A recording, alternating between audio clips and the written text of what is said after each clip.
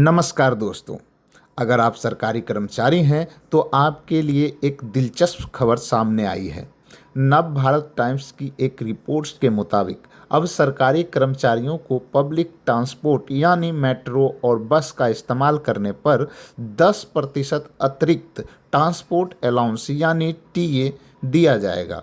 लेकिन क्या यह सुविधा पूरे देश के केंद्रीय कर्मचारियों को मिलने वाली है या फिर इसके पीछे कोई खास शर्त भी है? आइए जानते हैं वीडियो में। दरअसल यह फैसला दिल्ली सरकार यानी जीएनसीटीडी ने लिया है। सरकार का उद्देश्य है कि ज़्यादा से ज़्यादा कर्मचारी निजी वाहन छोड़कर मेट्रो और डीटीसी बसों का इस्तेमाल करें ताकि ईंधन की बचत हो, ट्रैफिक कम हो और प्रदूषण पर नियंत्रण पाया जा सके। अब सबसे महत्वपूर्ण खबर, यह 10% अतिरिक्त टीए सभी को नहीं मिलेगा।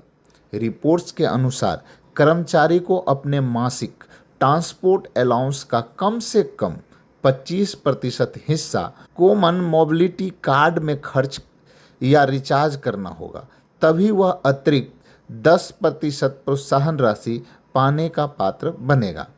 कैसे मिलेगा फ़ायदा? मान लीजिए किसी कर्मचारी को ट्रांसपोर्ट अलाउंस मिलता है। यदि वह निर्धारित शर्तों के अनुसार मेट्रो और बस के लिए कॉमन मोबिलिटी कार्ड पर उपयोग करता है तो उसे उसके टीए का अतिरिक्त 10% प्रोत्साहन के रूप में वेतन के साथ दिया जाएगा। यानी सरकार एक तरफ से कर्मचारियों को पब्लिक ट्रांसपोर्ट अपनाने के लिए आर्थिक प्रोत्साहन दे रही है। किन कर्मचारियों को मिलेगा लाभ? यहाँ सबसे ज़रूरी बात समझ लीजिए। अभी यह योजना दिल्ली सरकार और उसके अधीन आने वाले विभागों, शाश्वत निकायों, बोर्डों तथा संबंधित संस्थानों के कर्मचारियों के लिए लागू की गई है।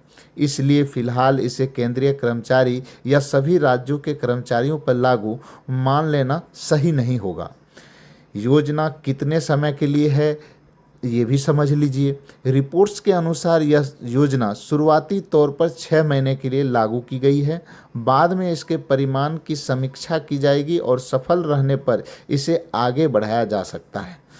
हालांकि यह फिलहाल दिल्ली सरकार के कर्मचारियों तक सीमित है, लेकिन अगर यह मॉडल सफल रहता है तो भविष्य में दूसरे राज्य और केंद्र सरकार भी ऐसे कदमों पर विचार कर सकती है। आपका क्या मानना है? क्या सरकारी कर्मचारियों को पब्लिक ट्रांसपोर्ट अपनाने पर ऐसे प्रोत्साहन राशि मिलने चाहिए? कमेंट में अपनी राय ज़रूर बताएं। धन्यवाद।